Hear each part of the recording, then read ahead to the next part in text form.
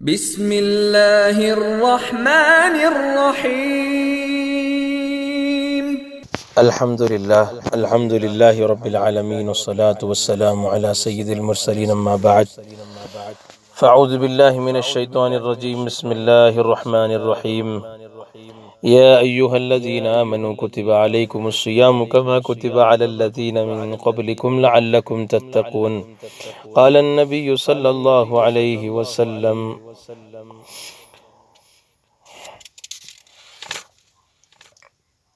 ان فی الجنة بابا يقال له الریان يدخل منه الصائمون يوم القيامة لا يدخل منه أحد غيرهم يقال أين الصائمون فيقومون لا يدخل منه أحد غيرهم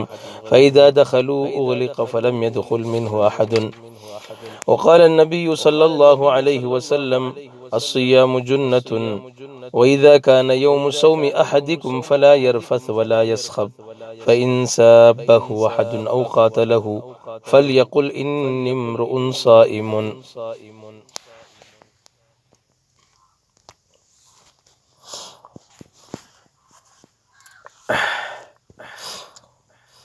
بزرگان محترم،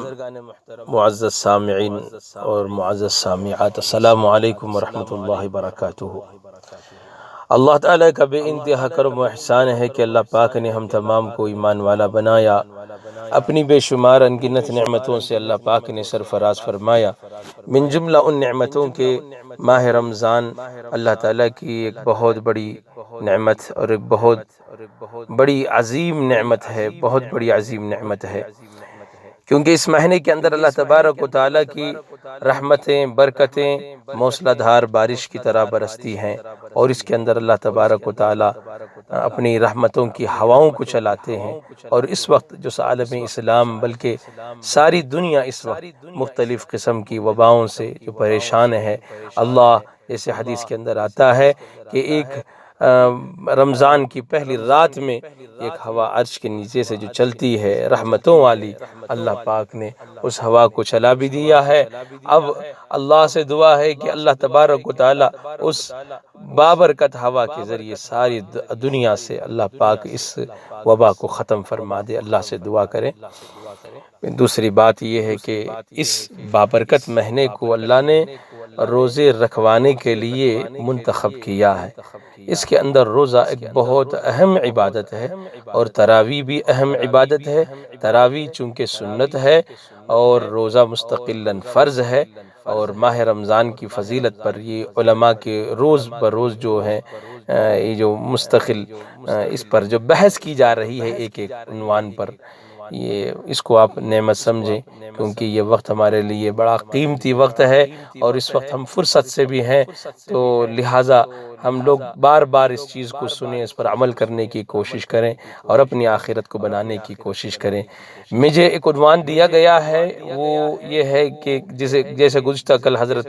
مولانا جعفر صاحب نے جو بات کہی تھی کہ روزے پر اللہ کیا کیا اجر دیں گے، کہ روزہ کتنی عظیم عبادت ہے، یہ بات تو آپ کے سامنے آ گئی۔ اب رہا کہ روزے کا مقصود کیا ہے۔ روزہ عظیم عبادت تو ہے، لیکن روزے کا مقصود کیا ہے، اس سے کیا نتیجہ حاصل ہوگا، اس کا کیا ثمرہ ہے، اور اللہ تبارک و تعالی ہم سے کیوں یہ مجاہدہ کروا رہے ہیں، اور اللہ ہمیں روزہ کیوں رکھوا رہے ہیں۔ سب سے پہلے تو قرآن کریم نے اس کو بیان فرمایا ہے کہ لعلکم تتقون، کہ روزے کا مقصد ہے، روزے کی ریاضت کا بھی خاص مقصد، جیسے دوسرے عبادات کا بھی مقصود تقریباً یہی ہے کہ تقوی پیدا ہو انسانوں کے اندر۔ انسان ایک ایسی مخلوق ہے کہ جس کے اندر حیوانیت بھی ہے، بہیمیت بھی ہے، جس کے اندر نافرمانیاں بھی ہیں، شیطانیت بھی ہے، اور اس کے اندر ملکوتی صفات بھی ہیں۔ اور جب انسان جو ہے اپنے برائیوں کے اندر چلا جاتا ہے، حیوانیت جب اس پر غالب آ جاتی ہے تو بعض مرتبہ اسفل السافلین تک پہنچ جاتا ہے، اور جب اس کے اندر ملکوتی صفات پیدا ہوتے تو پھر وہ کبھی کبھی فرشتوں سے بھی آگے بڑھ جاتا ہے۔ تو بہرحال انسان کے اندر یہ دونوں چیزیں، تو اللہ تبارک و تعالی عام جتنی بھی عبادتیں ہیں تقریباً ان عبادتوں کے ساتھ ساتھ قرآن کریم نے جیسے اقیم الصلاۃ واتقوا، جہاں پر حج کا تذکر آیا وہاں بھی کہا گیا کہ واتقونی یا اولی الالباب، یہ بات کہی جاتی ہے کہ اللہ سے ڈرو، تقوی پیدا کرو، کہ ان عبادات و ریاضات و عبادات کا اطاعت کا مقصود یہی ہے۔ اسی طرح روزے کی ریاضت کا بھی خاص مقصد اور موضوع یہی ہے کہ اس کے ذریعے انسان کی حیوانیت اور بہیمیت کو اللہ تعالیٰ کے احکام کی پابندی اور ایمانی و روحانی تقاضوں کی تابعداری و فرما برداری کا خوگر بنایا جائے، اور اللہ کے احکام کے مقابلے میں نفس کی خواہشات اور پیٹ اور شہوتوں کے تقاضوں کو دبانے کی عادت ڈالی جائے۔ اور چونکہ یہ چیز نبوت اور شریعت کے خاص مقاصد میں سے ہے، اس لیے پہلی تمام شریعتوں میں بھی روزے کا حکم رہا ہے، اگرچہ روزوں کی مدت اور بعض دوسری تفصیلی احکام میں ان امتوں کے خاص حالات اور ضروریات کے لحاظ سے کچھ فرق بھی تھا۔ قرآن کریم نے اس امت کو روزے کا حکم دیتے ہوئے فرمایا، یا ایھا الذین آمنوا کتب علیکم الصیام کما کتب علی الذین من قبلکم لعلکم تتقون، اے ایمان والو تم پر روزے فرض کیے گئے جیسے تم سے پہلے والی امتوں پر فرض کیے گئے تھے، لیکن تمہیں روزوں کا حکم کیوں دیا جا رہا ہے؟ اللہ یہاں پر مقصود کو بیان فرما رہے ہیں، لعلکم تتقون، تاکہ تمہارے اندر تقوی پیدا ہو جائے، کیونکہ یہ بات یقینی ہے کہ نفس انسان کو گناہ، نافرمانی اور حیوانی تقاضوں میں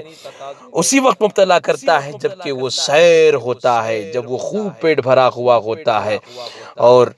جب پیٹ بھرا ہوا ہوتا ہے تو پھر اس کا جی چاہتا ہے کہ کچھ عیش کرے، تعیش پرستی کی زندگی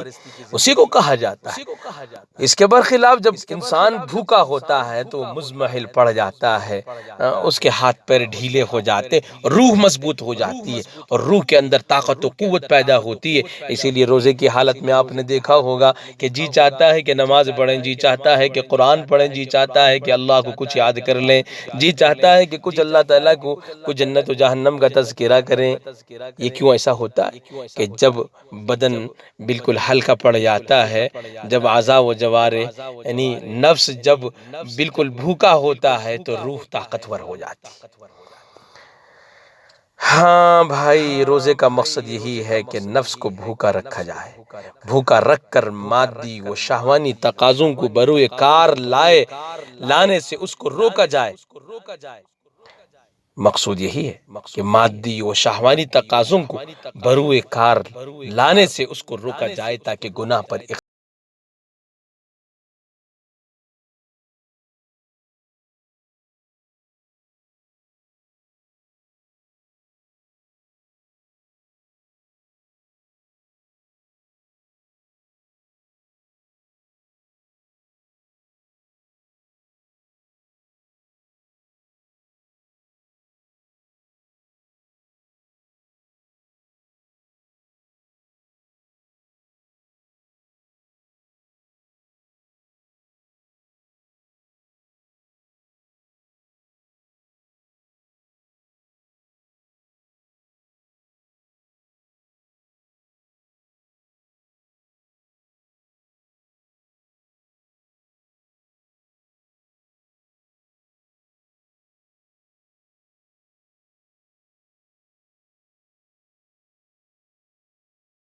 کے اندر بھی بیان فرمایا، جو ابن ماجہ کی روایت ہے، ابو ہریرہ رضی اللہ تعالیٰ عنہ سے مروی ہے، رسول اللہ صلی اللہ علیہ وسلم نے فرمایا، لِكُلِّ شَيْءٍ زَكَاةٌ وَزَكَاةُ الْجَسَدِ الصَّوْمُ، ہر چیز کے لیے کوئی نہ کوئی صفائی ستھرائی کا ایک ذریعہ ہوتا ہے۔ بدن کی صفائی ستھرائی کا ذریعہ روزہ ہے کہ اس کے ذریعے آدمی بالکل اپنے آپ کو پاک کر لیتا ہے۔ تقوی حقیقت کے اندر اسی کا نام ہے کہ روزہ اگر آدمی واقعتاً جب روزہ ویسے رکھتا ہے جیسے اللہ تبارک و تعالیٰ چاہتے ہوں، جس طرح رسول اللہ صلی اللہ علیہ وسلم نے روزہ رکھنے کا حکم دیا، جب ویسے روزہ رکھے گا تو پھر اس کا حقیقی فائدہ بھی ہوگا، مقصود بھی حاصل ہوگا۔ صرف بھوکا پیاسا رہنے کا نام روزہ نہیں ہے۔ روزے کے اندر بڑی حکمت یہی ہے کہ نفس سرکش کی اصلاح اور شریعت کے احکام جو نفس کو بھاری معلوم ہوتے ہوں ان کا کرنا سہل ہو جائے۔ امام غزالی رحمۃ اللہ علیہ مقاصد الصوم رمضان میں یوں تحریر فرماتے ہیں کہ روزے کا مقصد یہ ہے کہ آدمی اخلاق الہیہ یعنی اللہ کے اخلاق میں سے ایک اخلاق پر ایک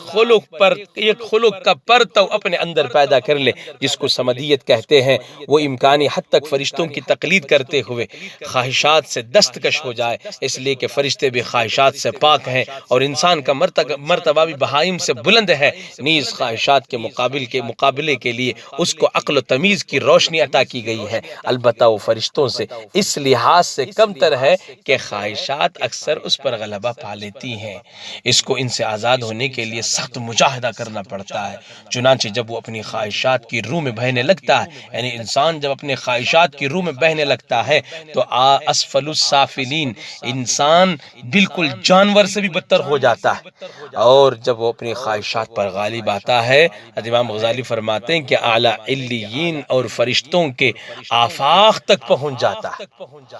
ابن تیمیہ رحمۃ اللہ علیہ کے ایک مشہور شاگرد گزرے ہیں ابن قیم رحمۃ اللہ علیہ۔ ابن قیم رحمۃ اللہ علیہ لکھتے ہیں کہ روزے سے مقصود یہ ہے کہ نفس انسانی خواہشات اور عادتوں کے شکنجے سے آزاد ہو سکے، اس کی شہوانی قوتوں میں اعتدال اور توازن پیدا ہو، اور اس ذریعے سے وہ سعادت ابدی کے گوہر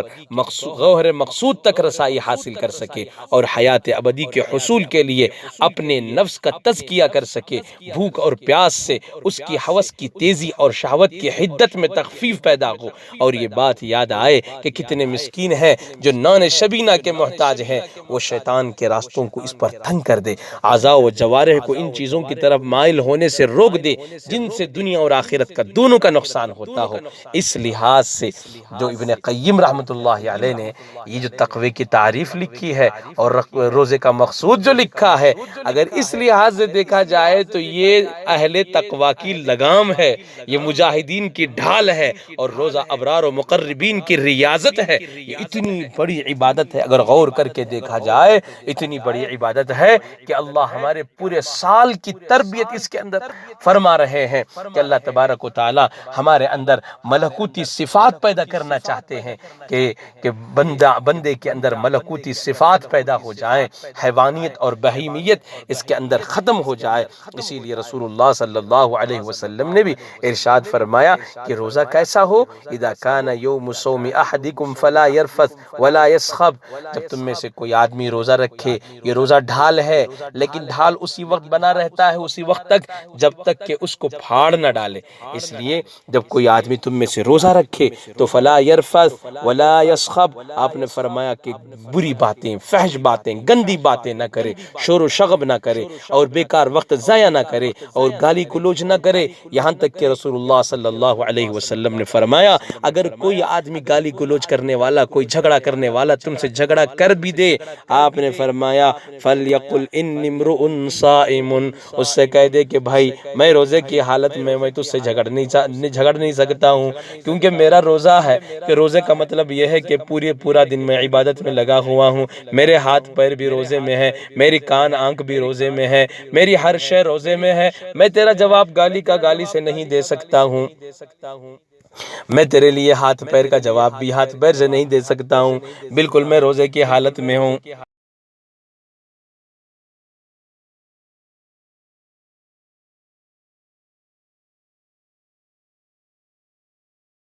اللہ کو ایسے آدمی کی روزے کی ضرورت نہیں ہے، ایسے آدمی کو یہ روزے کی ضرورت نہیں۔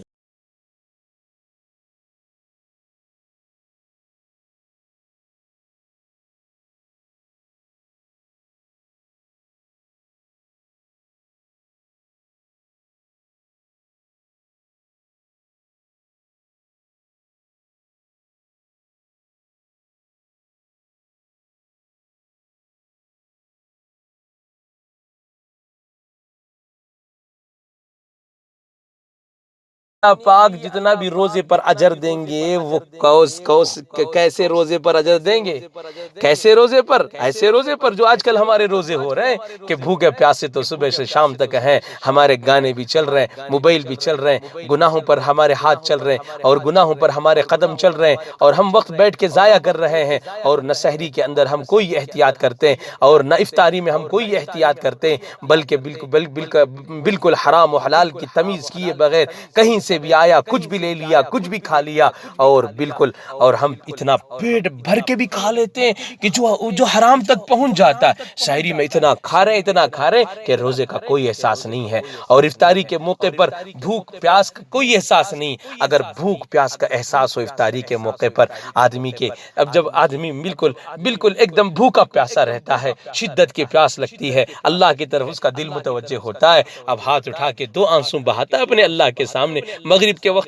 کے موقع پر، اے اللہ میں نے تیرے لیے بھوکا پیاسا رہا، میں تیرے لیے روزہ رکھا، کیونکہ مالک روزہ ایک ایسی عبادت ہے جس میں کوئی دکھلاوا نہیں ہے۔ باقی عبادتوں میں کوئی ریاکار ہوں گا، غیر مخلص ہوں گا، لیکن اللہ میں نے روزہ تو صرف تیرے لیے رکھا ہے۔ تو جانتا ہے اگر میں پیچھے جا کے کہیں پانی پی لیتا، کچھ کھا لیتا، کوئی مجھے دیکھنے والا نہیں تھا، لیکن مالک میرے دل میں صرف تیرا ہی ڈر تھا، تیری ہی محبت تھی، جس کے لیے میں نے تیری خاطر بھوکا پیاسا رہا۔ اس طرح 2 آنسو اگر آدمی موقع پر، افطار کے موقع پر بہا لیتا ہے، حدیث کے اندر آتا ہے کہ روزے دار کی دعا کو اللہ رد نہیں فرماتے، اللہ جو چاہتا ہے وہ قبول فرما لیتے ہیں۔ اس لیے بھائیو اس وقت دنیا بڑی مصائب کے شکار ہے، مسلمان بڑی مصیبت کے شکار ہیں، مسلمان طرح طرح کی آزمائشوں میں پڑے ہوئے ہیں کہ اسلام تو بلند ہونے کے لیے آیا ہے، کہ اس ملک کے حالات بھی اس وقت میں دیکھو کہ کیا ہم پر کیسے ستم ڈھائے جا رہے ہیں، کہ اس موقع کو غنیمت سمجھو، اللہ تعالیٰ سے ربط کو قائم کرو، اور اپنے روزے کو ایسی مشق بناؤ، اور اپنے روزے کو واقعتاً ایسا روزہ بناؤ کہ جس کے ہم مقصود کو حاصل کر سکیں، اور ایسا روزہ رکھ کے گناہوں سے پاک صاف روزہ رکھ کے اپنے آنکھوں کو، اپنی نگاہوں کو، اور اپنے کان کو، اور اپنے پیٹ کو، اپنے ہر عضو کو گناہوں سے اگر پاک صاف رکھ کے مغرب کے وقت میں سارے عالم کے لوگ جب ہاتھ اٹھائیں گے بھوکے پیاسے، ظاہر سی بات ہے کہ اللہ کو رحم نہیں آئے گا، اللہ ضرور رحیم ہے، ارحم الراحمین ہے، اللہ کو ضرور رحم آئے گا۔ ہو سکتا ہے اللہ تبارک و تعالیٰ ان افطار کے موقع پر ان روزے داروں کی دعاؤں کے صدقے میں اللہ اس وبا کو ختم فرمائیں گے، عالم اسلام پر جو اس وقت میں حالات آئے ہوئے ہیں اللہ اس سب کو ختم فرما دیں گے۔ روزے کا مقصود جو ہم نے بتلایا کہ روزے کا مقصود کیا ہے، کہ حقیقی مقصود تو روزے کا یہ ہے کہ ہمارے اندر تقوی پیدا ہو، اور تقوی کس چیز کا نام ہے؟ تقوی کس چیز کا نام؟ تقوی کسے کہتے ہیں؟ کہ تقوی صرف کھانے پینے چھوڑ دینے کا نام نہیں ہے، تقوی تو ہر چیز کے اندر ہے، تقوی تو بچ کر چلنے کا نام ہے، تقوی وقایتن سے ہے، بچنا ہے، اور اس کا مصدر جو ہے اتقا ہے، اپنے آپ کو بچانا ہے، کہ یا بعض نے کہا یہ تقیب جذوع النخل کے معنی میں ہے کہ درخت کے تنے کی آڑ لینا، یعنی اپنے آپ کو بچانا، یعنی اپنے آپ کو بچانے کا مطلب گناہوں سے اپنے آپ کو بچانا ہے۔ ہمارے اکابر نے تقوی کے بارے میں مختلف اقوال ارشاد فرمائے۔ عبداللہ بن عمر رضی اللہ تعالیٰ عنہ فرمایا کرتے ہیں، عبداللہ بن عمر رضی اللہ تعالیٰ عنہ فرماتے ہیں کہ بندہ تقوی کی حقیقت کو اس وقت تک نہیں پہنچ سکتا جب تک اس کے دل میں ہر اس چیز کو جو ہر اس چیز کو چھوڑ دے جو اس کے دل میں کھٹکتی ہو، جو چیز اس کے دل میں کھٹکے اس چیز کو چھوڑ دے۔ اور ایک جگہ عبداللہ بن عمر رضی اللہ تعالیٰ عنہ فرماتے ہیں کہ متقی وہ ہے جو دوسروں کو اپنے سے اعلیٰ سمجھے۔ بایزید بستامی رحمۃ اللہ علیہ فرماتے ہیں متقی وہ ہے جو ہر کام اللہ رب العزت کی رضا کے لیے کرے، کوئی اس کے اندر دکھلاوا شہرت نام و نمود مطلوب نہ ہو۔ ابو الحسن نوری رحمۃ اللہ علیہ فرماتے ہیں متقی وہ ہے جو دوسروں کے لیے وہی پسند کرے جو اپنے لیے پسند کرتا ہو، مطلب اس کا نفس مر چکا ہو اور نفس امارہ پر غالب آ چکا ہو، نفس مطمئنہ اس کے اندر پیدا ہو چکا ہو۔ سیدنا حضرت علی رضی اللہ تعالیٰ عنہ فرماتے ہیں متقی وہ ہے جو گناہوں پر اصرار نہ کرے، بار بار گناہ نہ کرے، اگر گناہ سرزد ہو جائے تو توبہ کر لے، توبہ کے ذریعے اپنے رب سے معافی مانگ لے۔ تقوی کا تعلق فقط کھانے پینے سے نہیں ہے۔ ہمارے کتنے ایسے اکابر گزرے ہیں جن کے تقوی کا یہ عالم تھا کہ چھوٹی چھوٹی باتوں پر ڈرتے تھے، خوف کرتے تھے۔ تقوی تو اسی کا نام ہے، خشیت ہی کا نام ہے۔ ارے صحابہ کرام کا تقوی اٹھا کے دیکھو، جن کی راتیں، جن کے دن گھوڑوں کے پیٹھ پر گزرتے تھے، جن کی رات مسلح پر گزرتی تھی۔ قرآن بھی کہتا ہے اور احادیث کے اندر آیا ہے، رات ایسے حضرت علی کی ایک روایت ہے جس کو شیخ نے بیان کیا حیات الصحابہ کے اندر، کہ صحابہ کی رات ایسی گزرتی تھی اور آخری وقت میں اتنا روتے تھے، مسلح پر رات گزرتی لیکن آخری وقت میں اتنا روتے تھے جیسے کوئی قوم گناہوں پر گناہوں میں جن کی راتیں گزر چکی، اتنا رویا کرتے۔ قرآن نے بھی اس کا تذکرہ کیا، والذین یقولون ربنا اصرف عنا عذاب جہنم۔ اس سے پہلے قرآن نے کہا والذین یبیتون لربہم سجدا وقیاما، جن کی راتیں گزرتی ہیں سجدے و قیام میں لیکن آخری پہر میں روتے ہیں اللہ تعالیٰ کے سامنے کہ ربنا اصرف عنا عذاب جہنم، پروردگار ہمیں جہنم سے روک دیجئے، جہنم کے عذاب سے بچا لیجئے۔ ہمارے اعمال اس لائق نہیں کہ ہم کس منہ سے تیرے سامنے جنت مانگیں، اللہ ہم کو جہنم سے بچا لیجئے۔ یہ مومن کا شیوا ہے، یہ مومن کی صفات ہے کہ تقوی اسی کا نام کہ آدمی کر کے بھی ڈرے، نہ کرے تب تو ڈرنا ہی ہے بھائی، لیکن کر کے بھی اللہ تعالیٰ سے ڈرے، خوف کرے، اپنے اندر تقوی پیدا کرے۔ یہاں تک کہ حضرت ہمارے اکابر کا تو یہ عالم تھا۔ حضرت ابوبکر صدیق رضی اللہ تعالیٰ عنہ، سیدنا ابوبکر صدیق رضی اللہ تعالیٰ عنہ کی بیوی، حضرت کو میٹھا بہت پسند تھا لیکن حضرت کا جو وظیفہ بیت المال سے ملتا تھا بہت کم تھا، تو بیوی نے چاہا کچھ دن کے پیسے اکٹھا کر کے تھوڑے پیسے بچا کے کچھ مٹھائی بنوائی۔ حضرت ابوبکر صدیق نے پوچھا یہ کہاں سے مٹھائی بنی؟ فرمایا کہ بیوی نے کہا، عرض کیا کہ اتنے دن سے میں نے تھوڑے پیسے بچا کے آپ کی تنخواہ میں سے، کیونکہ آپ کو مٹھائی بہت پسند ہے تو میں نے میٹھا کھیر بنا دیا۔ حضرت نے فرمایا تو یہ میری تنخواہ میں زائد ملتا ہے، اور گئے بیت المال کو اور منشی سے کہا کہ بھائی ان پیسوں کو واپس لے لو، قیامت میں اللہ کے پاس مجھے جواب دینے کی طاقت نہیں، یہ چیز مجھے زائد ملتی ہے۔ سیدنا حضرت عمر رضی اللہ تعالیٰ عنہ کے پاس ایک مرتبہ مال غنیمت کے اندر عطر آیا، اور حضرت کی بیوی، وہ عطر تولنے والی جو عورتیں تھیں، حضرت کی بیوی نے کہا کہ میں بھی عطر کو تول لیتا۔ حضرت نے فرمایا کہ تو ہاتھ بھی نہیں لگانا، کہا کہ بالکل میں اس کو استعمال تو نہیں کروں گی، صرف خدمت کروں گی۔ حضرت نے فرمایا کہ اگر تیرے ہاتھ میں وہ تھوڑا بہت لگ بھی گیا، اس کی خوشبو سے جو تم نے فائدہ اٹھایا، کل قیامت کے دن تم امیر المؤمنین کی بیوی ہو، تمہارا اس سے کوئی تعلق نہیں ہے، کیا اپنے اللہ کے پاس جواب دو۔ اللہ اکبر، تقوی کا کیا عالم تھا، تقوی کا کیا عالم تھا، کتنا خوف ان لوگوں۔ امام اعظم رحمۃ اللہ علیہ کپڑے کے تاجر تھے۔ حضرت رحمۃ اللہ علیہ جس دن بادل چھا جاتا تھا تو اس دن ظہر کے بعد دکان بند کر دیا کرتے تھے۔ کسی نے پوچھا کہ کیوں بند کرتے ہو؟ فرمایا کہ بھائی جب بادل چھا جاتا ہے تو تھوڑی بہت تاریکی ہوتی ہے تو کپڑے کی حقیقت کا پتہ نہیں چلتا ہے کہ کوئی کم قیمت کپڑے کو بیش بہا قیمتی کپڑا سمجھ کر بیش قیمت دے کر بھی خرید سکتا، اس لیے خوف کرتا ہوں۔ حضرت کے کپڑے کی دکان میں کو جو کام کرتے تھے، ایک تھان تھی، لڑکے سے کہا کہ اس تھان کے اندر عیب ہے، اس عیب کو بولے بغیر اس تھان کو نہ بیچنا۔ جب کہا کہ آئے تو عیب کو کہتے نا۔ کئی دن گزرنے کے بعد حضرت نے دیکھا کہ وہ تھان نظر نہیں آئی تو پوچھا کہ بھئی کیا ہوا؟ اس نے کہا کہ حضرت بیچ دیا۔ حضرت نے فرمایا ٹھیک ہے، اس کو بتلایا تھا اس عیب کو، اس نے کہا کہ حضرت نے بھول گیا۔ حضرت نے کہا کہ اس کے پیسے کہاں ہیں؟ فوراً اس کے پیسے لیے اور اس کے تلاش میں نکلے۔ تلاش میں نکلنے کے بعد 2 دن کے بعد جب وہ آدمی ملا تو اس سے کہا کہ بھئی فلاں تاریخ پر فلاں دن آپ نے ہماری دکان سے کپڑا خریدا، کوئی تھان خریدا؟ اس نے کہا کہ جی ہاں خریدا۔ حضرت نے فرمایا کہ اس کے پیسے لے لو، اس کی قیمت اتنی ہے، اتنی نہیں ہے کہ اس کے اندر فلاں عیب تھا، شاید میرے دکاندار نے تم کو عیب نہیں بتلایا۔ اب جب پیسے حضرت نے واپس کیے، اس آدمی نے پیسوں کو لیتے ہی ان سکوں کو پھینک دیا۔ حضرت نے پوچھا کہ بھئی تو نے اس کو کیوں پھینک دیا؟ تعجب سے پوچھا۔ اس آدمی نے کہا، آنکھوں سے اس آدمی کے آنسو نکل آئے۔ اس نے کہا کہ حضرت آپ نے اتنے دن کے بعد، جب میرے اس کپڑے کے اندر عیب تھا، کئی دن گزر گئے، میں نے اس کو استعمال بھی کیا، آپ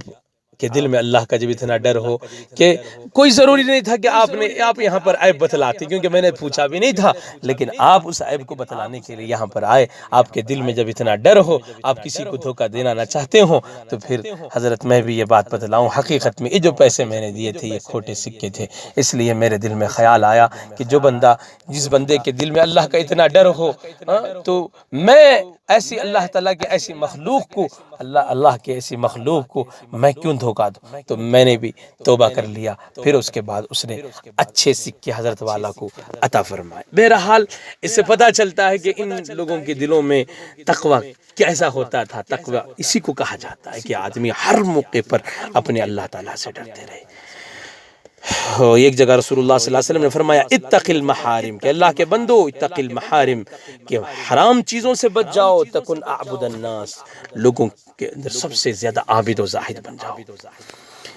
کتنے اللہ کے ایسے بندے گزرے ہیں جن سے اکثر گناہ سرزد نہیں ہوتا تھا، ڈرتے تھے، خوف کی وجہ سے فضول کلام نہیں کرتے تھے۔ عبداللہ بن مبارک نے ایک عورت کا تذکرہ کیا، المرأة المتکلمۃ بالقرآن، ایک عورت تھی جو تقریباً 40 سال سے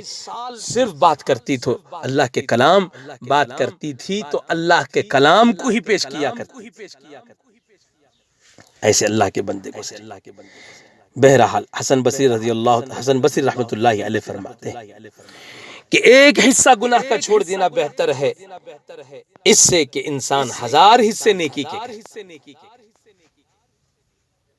گناہوں کو چھوڑ دینا، گناہوں کو چھوڑ دینے سے، خود گناہوں کو چھوڑ دینے سے آدمی کے اندر تقوی پیدا ہو جاتا ہے۔ اور بعض روایات سے پتہ چلتا ہے کہ متقی آدمی کی 2 رکعت جو غیر متقی ہو اس کی 1000 رکعت سے افضل ہے۔ اور امام بیہقی رحمۃ اللہ علیہ نے ایک حدیث بیان فرمائی ہے اسی مفہوم کی، حضرت رضی اللہ تعالیٰ عنہ کی روایت، رکعتان من رجل ورع افضل من 1000 رکعت من مخلط۔ اور جب آدمی اللہ تعالیٰ سے ڈرتا ہے، اپنے دل میں تقوی پیدا کرتا ہے، سن لو متقیوں کا نتیجہ کیا ہے۔ تقوی جب حاصل ہو تو اللہ تعالیٰ کا نور اس کے دل میں پیدا ہوتا ہے۔ اور قرآن نے ایک جگہ کہا اتقوا اللہ ویعلمکم اللہ، جب اللہ کا ڈر تیرے اندر پیدا ہوتا ہے اللہ تجھے اپنا خاص علم عطا فرماتے ہیں، اللہ اپنا نور عطا فرماتے ہیں۔ اس لیے بھائیو، اور جو روزے کا حقیقی مقصود ہے وہ یہی ہے کہ اس کا نتیجہ یہی ہے کہ ہمارے اندر تقوی پیدا ہو۔ اور ان اکرمکم عند اللہ اتقاکم، اللہ کے یہاں جو آدمی جتنا متقی ہوگا، جس کے اندر خشیت الہی ہوگی، جتنا اللہ کا ڈر اس کے اندر پیدا ہوگا، اللہ کے نزدیک وہی آدمی سب سے زیادہ معزز و مکرم و مشرف ہوگا۔ اور ایک بات بتلاؤں، جب آدمی کے دل میں اللہ کا ڈر پیدا ہو جاتا ہے، جب اللہ کا خوف پیدا ہو جاتا ہے، دنیا کی کوئی طاقت اس کو گناہ نہیں